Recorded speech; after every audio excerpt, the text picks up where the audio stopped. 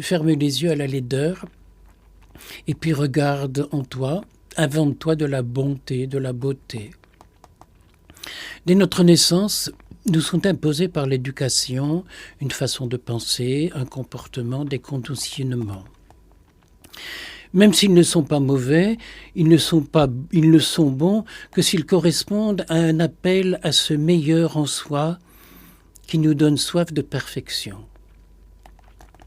Enfants, nous avons appris à voir la vie et le monde à travers les yeux des grands, des éducateurs, des parents, parfois même à travers leurs déceptions ou leurs indignations. En fermant les yeux, on s'écarte de cet élevage imposé pour découvrir, par un regard neuf et innocent, sa propre vie. Ferme les yeux pour voir avec l'esprit de son cœur. C'est questionner les évidences, accepter de remettre en cause la certitude des autres. Fermer les yeux, c'est accepter sa propre légende, accepter de rêver et de devenir le petit prince qui ne voit bien qu'avec le cœur. L'essentiel est invisible pour les yeux. Sans être distrait par le rien, on dirige plus facilement son regard vers le tout. On peut ainsi plus facilement être présent à ses propres images, comme l'enfant dans le sein de sa mère, dont on dit qu'il pleure et qu'il rit déjà. J'ai vu un spécialiste de l'enfance, de l'avant-enfance, qui dit qu'un enfant pleure quelquefois dans le ventre de sa maman. Il a déjà des larmes. Mais il ressent ce que sa maman... Exactement. Alors si sa maman est triste... Il entend les bruits qui sont autour de lui. Oui, et quand dans ce monde, des parents se droguent, boivent et qu'ils hurlent, les enfants entendent ces hurlements. C'est la raison pour laquelle il ne pourra plus jamais supporter des cris et il va se révolter contre la vie. Comme l'artiste qui crée lui-même de l'intérieur ses propres images, qui ne lui sont pas imposées du dehors, mais du dedans, où la vie, avec un grand V majuscule, règne dans toute sa beauté. Là, l'imagination n'est pas liée au possible et donc rejoint plus facilement l'infini qui est liberté. Ferme les yeux et tu verras dans le miroir de ton âme un visage que tu rencontreras, celui de cet enfant roi que tu dois devenir, que tu dois oser devenir. Et j'avais écrit quelques textes sur ce thème-là. Étant à Madagascar, on m'avait conduit à l'archevêché auprès du père Amédée, un vieux prêtre qui était aveugle et qui passait son temps à la cathédrale à confesser les gens. Et il me disait, les gens n'ont pas honte de venir se confesser à moi parce qu'ils savent que je ne les vois pas, mais que le bon Dieu les voit. Et je lui avais lu quelques textes. Ferme les yeux et tu verras. Il m'avait dit, Père André-Marie, quand vous revenez l'année prochaine, apportez-moi un livre intitulé « Ferme les yeux et tu verras ». Parce que moi, je vois ce que vous ne voyez pas. Et j'ai relu ce livre avec beaucoup d'émotion. Et au cours de cette émission, je pense que je vais souvent en citer des passages. Alors, pour répondre à cette question, oser devenir ce que l'on est déjà, plutôt que de pérorer et de parler des valeurs, on a mieux à faire que d'oser faire silence pour mieux vivre les valeurs que l'on est et fermer les yeux pour les découvrir. Lorsque Marie Clinchard, dans L'avenir est en nous, a demandé à Éric Julien quelles sont les valeurs qu'il désire transmettre, il explique qu'il a dans son bureau la photo d'un vieil Indien assis. Il en est mal, dit-il, une telle force intérieure, une telle évidence intérieure, qu'elle me nourrisse. Et il ajoute, si quelqu'un me disait que je dégage une telle paix intérieure, je penserais que j'ai atteint et abouti à quelque chose de bien, et que j'ai réussi à devenir ce que je suis ou que j'aurais dû être. Quand après moi-même célébrer un baptême, et que quelqu'un vient me dire « Mon père, toutes les cellules de mon corps vibrent de bienveillance de ce que vous avez dit », J'ai envie de fermer les yeux et de dire merci mon Dieu, merci à travers toutes les misères de la vie, tu m'as poussé et bousculé à pouvoir faire naître chez les autres ce qu'il y a de meilleur, dont ils n'avaient pas conscience mais qui était déjà là. Je dois oser être un homme libre, car seule une infinie liberté peut me permettre de devenir ce que je suis. Ce que je suis, c'est un être humain qui s'éveille au divin, qui l'habite et qui le hante incognito. C'est souvent en ouvrant les yeux à l'intérieur, c'est-à-dire en les fermant de l'extérieur, que cette infinitude pourra m'atteindre et m'éveiller à l'essentiel. Mais cet essentiel, je l'écris avec un E majuscule, un essentiel que j'admire, que j'adore en moi, dans le silence. Cet essentiel n'est l'absolue propriété d'aucune religion, même de la mienne que j'estime et que j'apprécie. Elle est la propriété de tout homme qui respecte la vie et humblement tente de la vivre, en vue de devenir ce qu'il est vraiment, c'est-à-dire un bout d'humain en recherche d'une humanité à honorer et à savourer humblement. Lorsqu'on a demandé au pape Benoît XVI combien de chemins mènent à Dieu, il a répondu « autant qu'il y a d'hommes sur la terre ». Il voudrait faire de ce pape un pape de l'intégrisme, mais non, c'est un pape de l'ouverture à chaque humain qu'il est et qu'il était lui-même. Ben oui, on voit cette bonté, cette Et d'ailleurs, douceur. à chaque messe, quand la liturgie nous demande de prononcer le pape, le nom du Saint-Père, je dis notre pape François et son prédécesseur Benoît, toujours vivant. Parce qu'il continue à soutenir par sa prière, par son humilité, par sa simplicité, notre Église, notre belle, jeune et vieille Église. Dieu, en créant le monde, a trouvé que cela était beau. À nous de le rassurer en prouvant que la beauté, que la bonté existent encore sur la terre. La joie comme la douceur ne se disent pas, elles s'inventent et se vivent. En ce sens, toute connaissance théologique ou exercice spirituel qui ne se vivent pas au quotidien de la vie sont des connaissances vides et un peu abstraites. L'essentiel ne s'enseigne pas, il se vit et par contagion se répand. Si nous sommes vraiment conscients d'en être contaminés, où s'arrêtera-t-il ?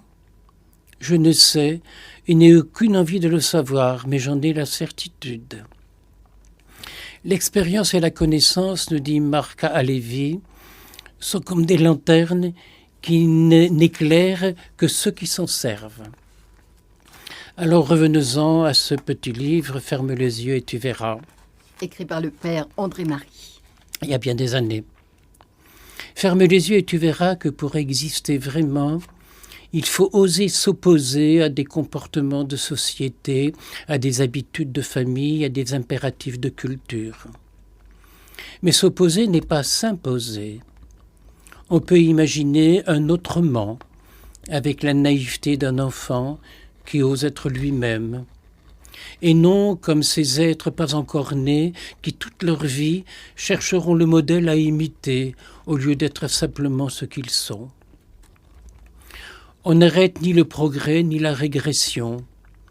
On s'arrête de progresser ou de régresser comme par une forme de cannibalisation intérieure. On se bouffe de l'intérieur, alors qu'il faut se donner la liberté de l'intérieur. Au lieu de lâcher prise et de se laisser devenir soi-même. Ferme les yeux et tu verras que sans toi, tu n'es rien.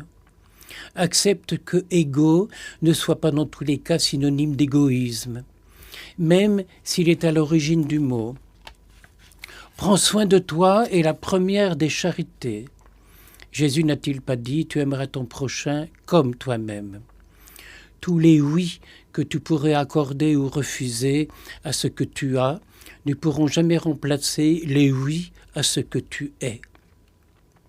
Chaque être doit cheminer vers une autonomie personnelle qui ne l'empêchera en rien d'être altruiste et solidaire.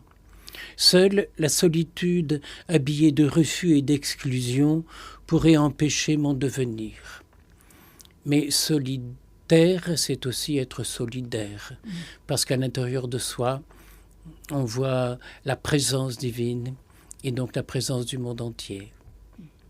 On va essayer de continuer et puis tout doucement de s'apaiser soi-même. Merci Père André-Marie. Alors comment peut-on réussir à oser devenir ce que l'on est alors? Je n'aime pas le mot réussir, je lui préférerais le mot parvenir à. Ou bien réussir à parvenir. Mais c'est pas réussir en écrasant les autres, c'est pas pensable. Parvenir à oser. Parvenir à, comme un lieu auquel on accède après bien des efforts, après bien des échecs, après bien des confidences et bien des connivences. Si chaque être humain est unique, la compétitivité n'est pas nécessaire. Elle serait même absurde. Nous pouvons tous, si nous sommes fidèles à nous-mêmes, arriver le premier. Et je pense qu'il y a une connivence à essayer d'avoir avec le mal. Parce que le mauvais, tel qu'on l'étiquette, lui c'est un mauvais, il fait le mal. Voilà que je suis complice, moi, avec ma bonté, et peut-être avec ma beauté, à sa laideur. Donc, elle est moins laide. C'est le pardon, c'est une complicité du bien avec le mal. Et quand il y a les ténèbres et qu'on allume une petite lumière, il n'y a plus de ténèbres du tout. Et quand il fait froid et qu'on allume une petite chandelle, mais mettez votre main à 10 cm de la chandelle, ça va vous brûler. Et quand on est dans l'espace éternel du firmament qui est complètement noir, le ciel est complètement noir la nuit, alors que c'est le lieu le plus éclairé du monde. Il y a des centaines de milliards d'astres, 10 fois plus grands que le soleil, plus lumineux, et il fait noir dans le firmament, mais parce qu'il n'y a rien pour arrêter la lumière. Alors elle se perd dans le firmament. Alors que si on était là, un petit grain de poussière, eh bien, on arrêterait la lumière et on en fait écho. Merci Père André-Marie pour toute cette méditation, on peut dire, sur oser être ce que l'on est. Oser être ce que l'on est. C'est un thème essentiel. Bien sûr, bien sûr. Nous écoutons tout de suite Karine qui est en ligne. Bonsoir Karine. Oui, bonsoir Chantal. Bonsoir Père. Bonsoir Karine. Comment allez-vous, Père? Comment vas-tu, pardon? Eh bien, ils nous auront pas, on va continuer, on va oser, aimer, se libérer soi-même. Oh, mon cher Père, je suis heureuse. Bonsoir, Chantal. Je suis très heureuse de t'entendre là ce soir. Je voulais dire, Chantal? Oui. Je voulais témoigner du Père, de ce qu'avait fait le Père André-Marie pour moi, en fait. Oui. Il m'a accordé la grâce de la part de Jésus d'accueillir les cendres de ma maman à la demeure à Croix-Rouge. Ah oui, voilà, parce que jusqu'à présent, je reconnaissais la voix, mais je ne savais pas mettre de visage. Alors, je mets maintenant un visage sur cette voix. Oui, Karine. Voilà. Oui. Et voilà, j'étais effondrée, Chantal, parce que je n'ai pas eu le bonheur, enfin, entre guillemets, la consolation que maman puisse être inhumée. Et il en a été décidé autrement. Et donc, devant ce fait accompli, j'ai toutefois récupéré ses cendres. Et je cherchais vraiment une belle place pour elle. Et j'ai écouté votre émission une fois, cette émission que j'écoute fréquemment.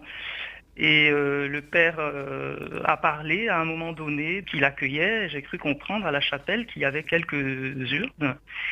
Et je l'ai contacté juste après. Et voilà, depuis, maman se trouve dans cette belle chapelle de Croix-Rouge. Donc c'est une grande reconnaissance que j'éprouve pour ce Père en particulier. Et je voulais le dire, de lui témoigner aussi à l'antenne. Voilà, alors, ça fait partie de ce que j'appelle mes sacrements buissonnières, c'est d'accueillir les gens même après leur mort, accueillir leurs cendres. Et puis on a fait une célébration qui était extraordinaire. Oh oui. Le soir, dès qu'on est arrivé dans la chapelle éclairée de tous côtés. Et ensuite, quand on s'est retrouvés dans mon bureau, on a échangé, mais rappelle-moi ce qu'on avait découvert. Oui, on a redécouvert, Chantal. Oui. C'est extraordinaire, Chantal. que ce cher père André-Marie, il est né dans la même vie, il est né à, je vais pas citer forcément pour sa vie privée, mais dans la même ville que maman. Mais oui, il ne faut pas Dans le avoir nord peur. de la À France, Hasbrook, Chantal. avenue Jean-Bart. Et ta maman... Chantal, il est né à la même année aussi que maman. Oui, Ah, et, il y a des nous signes. étions voisins, donc je l'ai bien connue sans savoir qui elle était. Et voilà que ta désespérance de trouver un lieu Voilà. où, dans les églises, dans les J'ai chapelles, dans appelé les dans toute communes... la France, Chantal, y Ah. compris dans la région où de maman. Et je n'avais pas de solution pour elle, hein, malgré. Mais c'est elle vraiment qui vous mes a recherches, conduit mes d'en appels. haut, elle vous a conduit à la Voilà. bonne adresse. Et voilà. Voilà. Et je pense, Chantal, que le père et maman se sont même connus enfants. Certainement, Bah, nous étions oui. voisins. Voilà. Oui. Donc, j'ai dit vraiment, Jésus est fort parce que j'avais beaucoup prié devant le Saint-Sacrement. C'était un souci quand même et une espérance. Il fallait trouver une solution pour maman, enfin une Oui, solution. oui. Il fallait une belle place. Et je ne serai jamais... je suis extrêmement reconnaissante au père d'avoir fait ça pour moi et pour maman. Donc, c'est une très, très grande grâce. Alors je te dis à bientôt. Merci, père. Bah, merci de ce beau témoignage, Karine, Merci, et Chantal. de l'avoir partagé avec nous tous. Merci beaucoup. Belle Merci. soirée, bisous à tous les deux. Au À revoir. vous aussi, Voyez-vous, bonsoir. j'ai Oui. vécu tellement de choses extraordinaires que elle me le rappelle. Alors ça Bah oui. vibre dans mon cœur, Bah mais oui. c'était plus dans ma mémoire. Mais voilà, Parce mais ça que re- un événement Ah aussi oui. extraordinaire est remplacé le lendemain par autre chose et par autre chose Mais oui, encore. parce qu'il y a beaucoup de... Bien sûr. Mais là, ça rejaillit Oui, immédiatement, ah oui, bien sûr. avec quel C'est bonheur magnifique. aussi. Oui. Et Quelle puis, gratitude. et puis justement, on se rend compte que des personnes qui se sont connues, il y a mystérieusement une relation qui... Cherche à se retrouver Oui, oui. au-delà de la mort. Oui. Alors c'est magnifique d'entendre tous ces témoignages. Oui, alors je dois dire aussi qu'il y a 40 ou 50 ans que je vis ça. Et je l'ai vécu en ayant peur pendant longtemps, parce que j'avais des critiques, parce que j'avais peur de ce qu'on allait me dire. Et j'ai été guéri de cette maladie de la peur il y a bien des années. Je recevais un jeune couple ils m'ont dit, nous sommes envoyés par un prêtre d'Amiens pour vous demander si le jour où on se marie à l'église, vous pourriez nous faire une petite bénédiction. Alors je leur ai répondu tout simplement que je n'avais pas le temps de faire des petites bénédictions. Et comme ils étaient prêts à partir, déçus, je me dis, mais attendez, j'ai pas fini. J'ai pas le temps de faire des petites bénédictions, mais si vous voulez qu'on fasse une grande célébration, d'abord du pardon, parce qu'après un divorce, il y a des pardons à donner. Et puis ensuite, célébrer l'amour, le dire, et le dire devant le Seigneur qui est présent en toi et en elle. Eh bien ça, c'est tout à fait possible. Et voilà que ils étaient venus me voir 1 an à l'avance. Eh bien, au cours de cette année, ils sont venus 16 fois pour se préparer à cette célébration.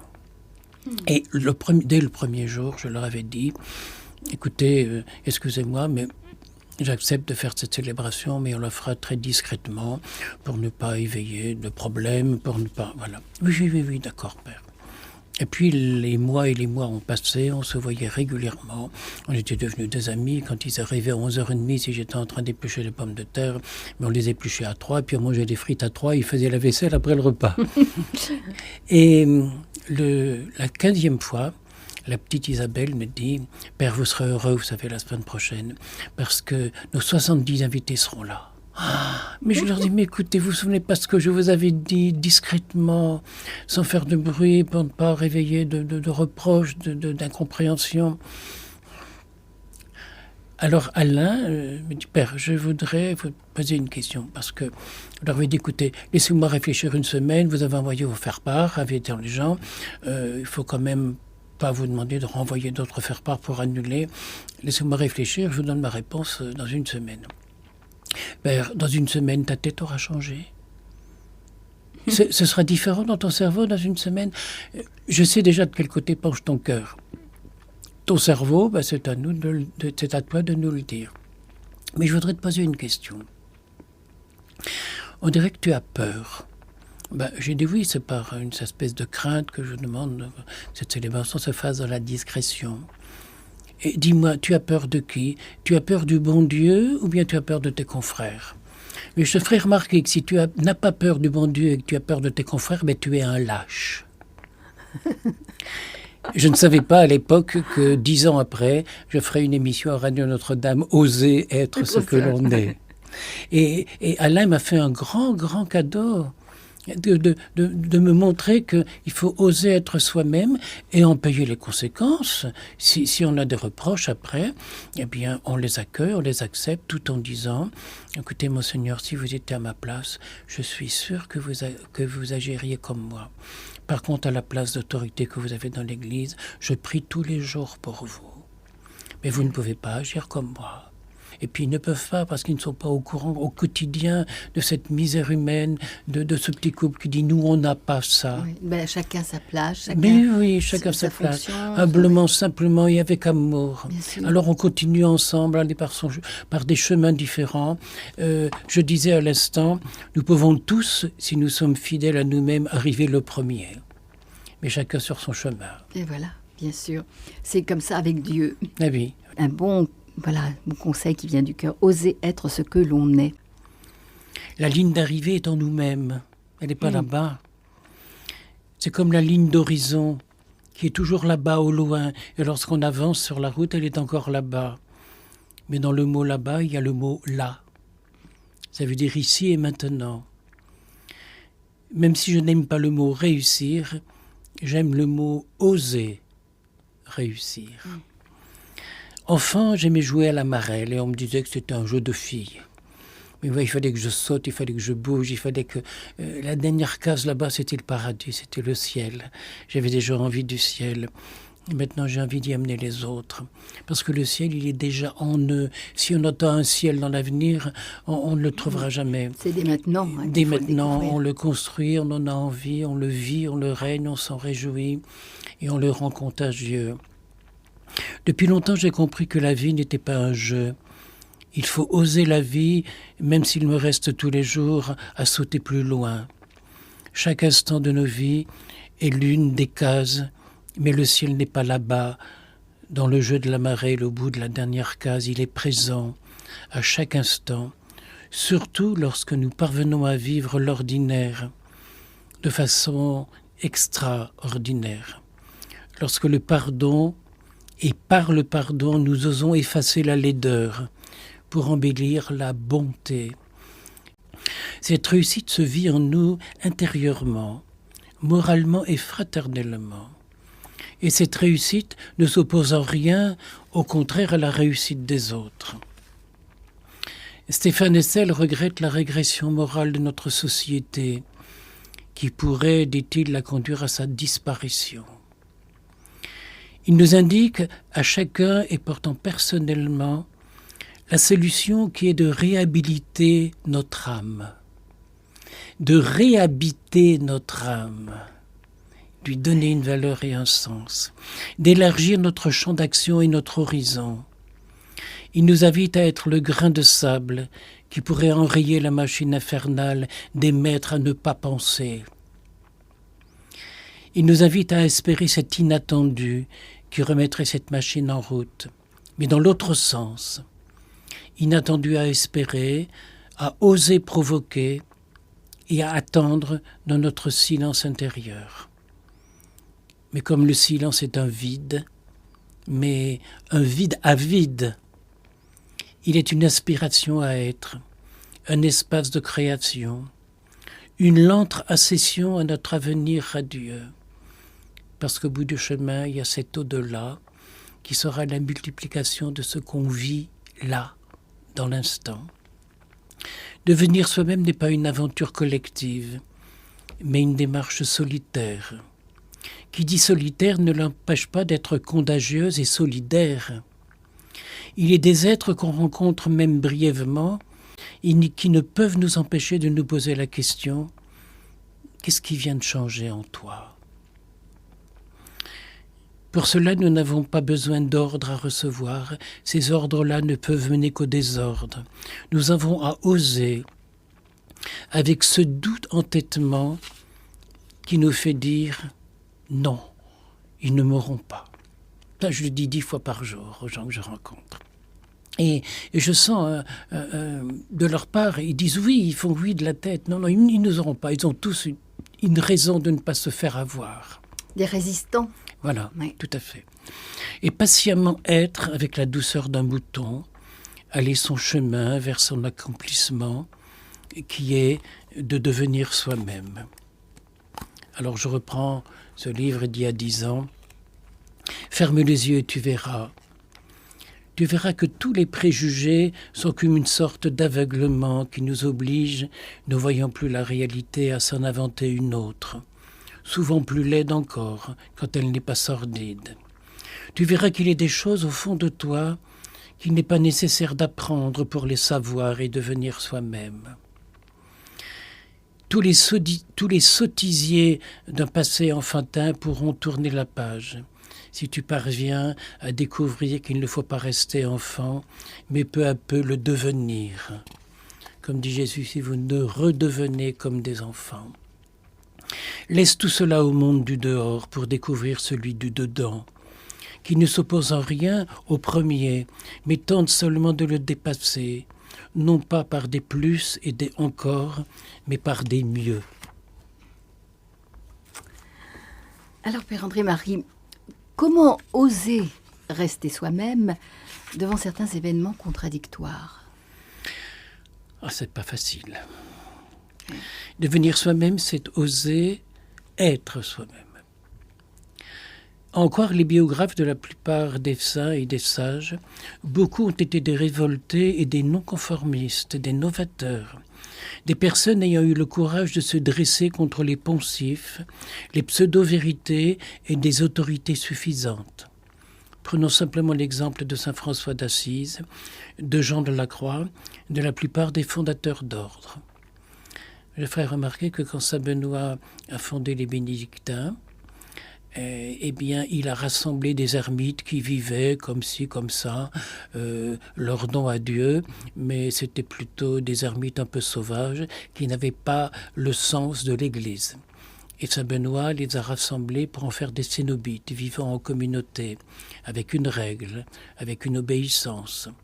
Mais ça n'a pas plu parce qu'il a failli 3 fois être empoisonné par ses moines. Mais dis donc. Et puis, dans un monastère ou dans quelques monastères bénédictins qui, avec le temps, étaient arrivés à certains relâchements, saint Bernard, à Clairvaux, a reconstitué une vie monastique un peu plus austère, plus fidèle à l'Évangile, et c'est devenu les cisterciens, l'abbaye de Cîteaux. Et puis les monastères de cisterciens, avec le temps, se sont un petit peu affadis. Et à la Grande Trappe, un converti de la cour du roi Louis XIV a refondé les trappistes au monastère de la Grande Trappe, pour remettre les choses selon la règle de saint Benoît, avec une certaine austérité. Mais quand on va dans ces monastères, une certaine austérité, ils sont tous joyeux, ces moines. Et je pense à une époque de ma vie, il y a une vingtaine d'années, où il y avait eu l'incendie de la demeure, je n'avais plus rien. Et un peu par hasard, je suis passé à l'abbaye de Cîteaux, et le père abbé m'a dit « Mais père André-Marie, vous n'avez plus rien ?» Je dis « Non, père. » Et il dit « Plus rien, non. » Eh bien, il dit « Écoutez, promenez-vous dans le monastère, dans les caves et dans les greniers, et s'il y a des choses dont vous avez besoin, prenez-les. Si c'était les caves au grenier, c'est que nous n'en avons plus besoin. Alors par notre vœu de pauvreté, c'est à vous. Choisissez. » Et j'ai trouvé des vieilles stalles, j'ai trouvé des choses tout à fait dont j'avais besoin. Puis j'ai trouvé de la vaisselle et j'ai trouvé plein d'autres choses. Il m'a dit, c'est à vous. Et c'est le même père abbé qui, quelque temps après, recevait une loge maçonnique au monastère. Ils ont passé plusieurs jours à écouter les moines, à prier, à faire silence, à assister à l'office de nuit. Et comme ils ont demandé au père abbé ce qu'il leur devait, le père abbé a dit non, mais donnez au père André-Marie, parce que les enfants à Madagascar ont faim. Elle n'est pas belle, notre Église. Quand tout le monde met son énergie divine, sa recherche du spirituel en commun, au lieu de critiquer, au lieu d'accuser, non, simplement au lieu d'aimer et oser se remettre en cause. Oser. Pour devenir soi-même, il faut oser être soi-même. Pour être soi-même, il ne s'agit pas d'imiter tel ou tel modèle, mais d'agir à l'image d'eux.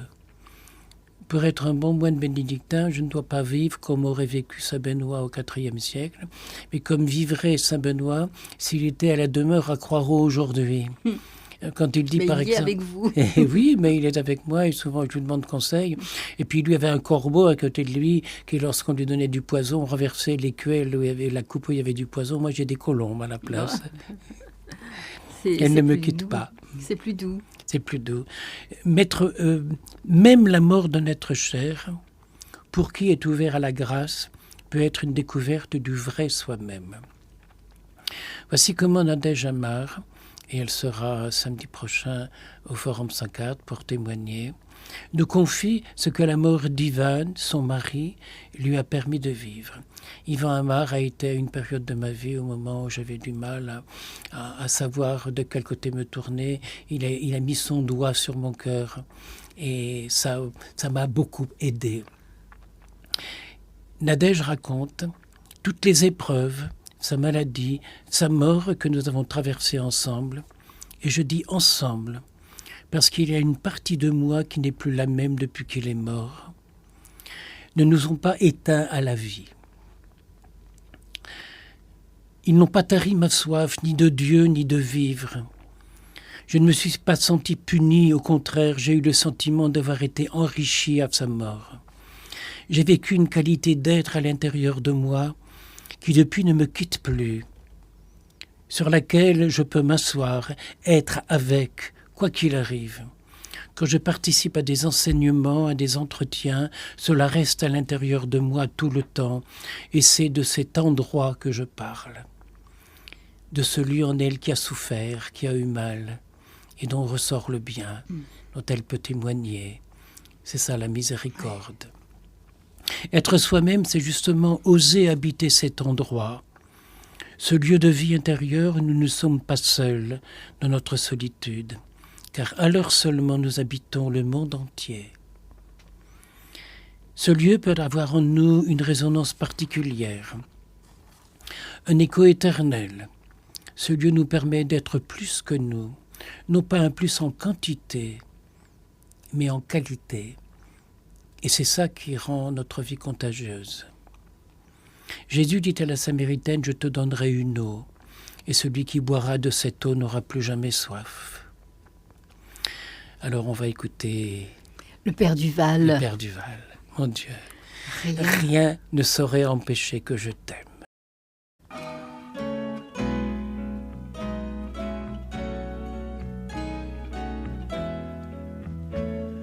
Rien ne saurait empêcher que je t'aime,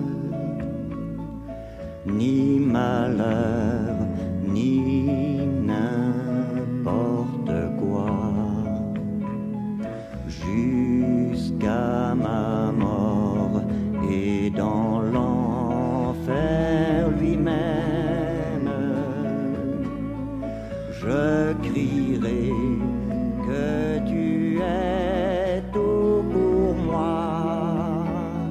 Vienne le temps d'être seul sous mon toit. Que mes amis se détournent de moi. Vienne sur moi le doute et le chagrin d'avoir vécu pour personne et pour rien. Courage, bonhomme, rien ne saurait empêcher que je t'aime, ni malheur, ni n'importe quoi, jusqu'à ma mort et dans l'enfer lui-même. Je crierai que tu es tout pour moi. Crève l'espoir au soir de mes vieux jours. Vienne l'horreur de la nuit sur mes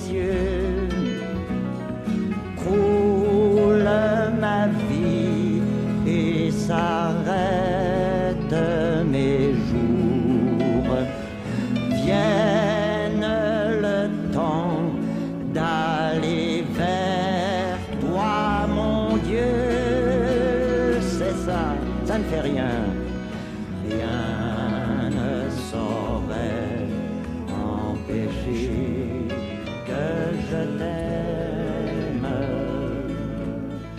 Ni malheur, ni n'importe quoi, jusqu'à ma mort. Et dans l'enfer, mais oui, même l'enfer, je crierai que tu es tout pour moi. Oui, mon Dieu, courage, mon petit bonhomme.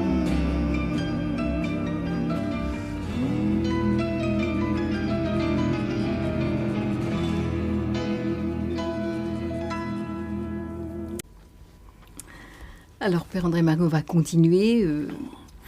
Oui, Jésus disait à la Samaritaine qu'il allait nous donner une eau, et quand on la boirait, on n'aurait plus jamais soif. Les événements que nous pouvons vivre, ou parfois même subir, nous donnent rendez-vous avec le divin éternel, qui lui ne subit pas les alternatives de nos émotions. Il est fidèle, égal à lui-même. Le travail des Khalil Gibran est de l'amour rendu visible. Et si vous ne pouvez pas œuvrer avec amour, mais uniquement avec répugnance, il vaut mieux quitter votre travail et vous asseoir à la porte du temple pour mendier auprès de ceux qui travaillent avec joie.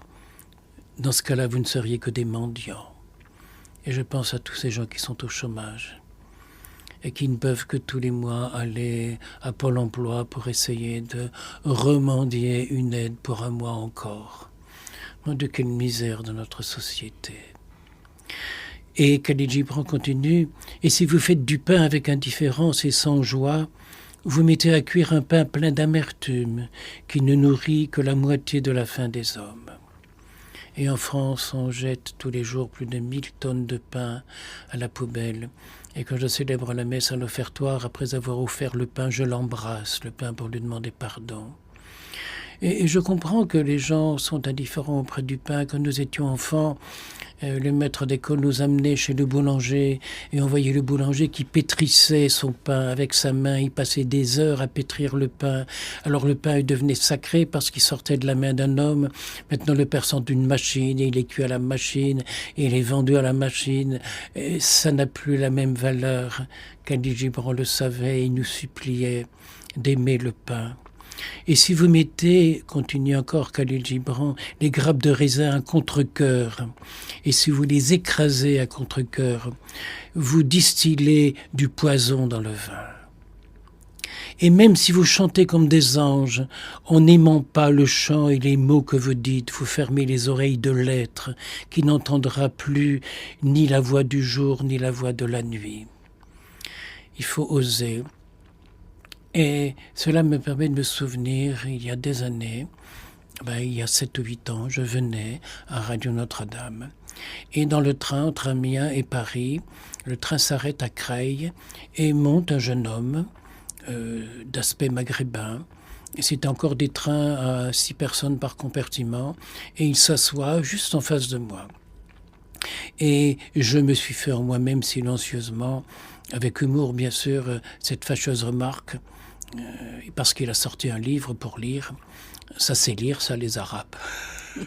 J'avais moi-même un livre que j'étais en train de lire et quelques instants après passe le contrôleur. Bien sûr, avec mes 75 réductions sur le chemin de fer comme invalide, c'est facile de payer la place, mais ce jeune homme n'était pas en règle. Et très vite, la voix du contrôleur s'est élevée de façon très désagréable. Et je peux dire qu'il a été raciste. Enfin, monsieur, vous êtes là pour payer votre place et être en règle. Il y a des lois en France. J'étais épouvanté des paroles de cet homme, surtout de crier tout ça devant tout le monde. Alors je me suis permis de dire, monsieur le contrôleur, si quelqu'un, oui, parce qu'il lui avait demandé telle somme comme amende, et ce jeune homme a fait remarquer qu'il n'avait pas l'argent. Et je lui dis, si quelqu'un voulait bien payer pour cet homme, qu'est-ce qui se passerait? Oh, ben la SNCF a retrouvé ses billes. Monsieur, faites ce que vous voulez. Et je me suis souvenu que mon papa me disait toujours, il y a bien des années, Nunch, mon petit chien, dans ton portefeuille, il faut toujours garder une poire pour la soif. Et j'ai découvert, il y a très peu de temps, alors que mon papa est mort il y a 40 ans, j'ai découvert dans son portefeuille un billet de 100 francs de l'époque qu'il mettait dans un coin pour s'il y avait un cas de besoin. Et j'ai donc sorti, avec une idée derrière la tête, de mon portefeuille un billet, c'était encore des francs à l'époque, un billet de 200 francs, un billet vert de l'époque, que j'ai tendu au contrôleur pour payer cette amende. Monsieur, je n'ai pas de monnaie. Alors je lui ai répondu la même phrase qu'il avait dit à ce jeune étudiant maghrébin. Je ne savais pas encore qu'il était étudiant. Je lui ai dit, monsieur, vous êtes là pour ça. Alors il a tendu mon billet, qu'il a secoué en l'air, et il a dit tout haut dans le compartiment, quelqu'un aurait-il la monnaie pour que je puisse satisfaire la soif de bonnes œuvres de ce monsieur? Et j'ai été hué par les gens dans le compartiment. Et à ce moment-là, une dame qui était assise derrière sur un siège m'a tapé sur l'épaule. Elle dit « Monsieur, voilà de la monnaie pour votre billet ». Je l'ai remerciée. Je me suis levé pour la remercier, pour me retourner. Et en me levant, j'ai cogné les genoux de ce jeune homme qui était devant moi. Et nos 2 livres sont tombés par terre, celui que j'avais sur le genou et celui que lui-même lisait.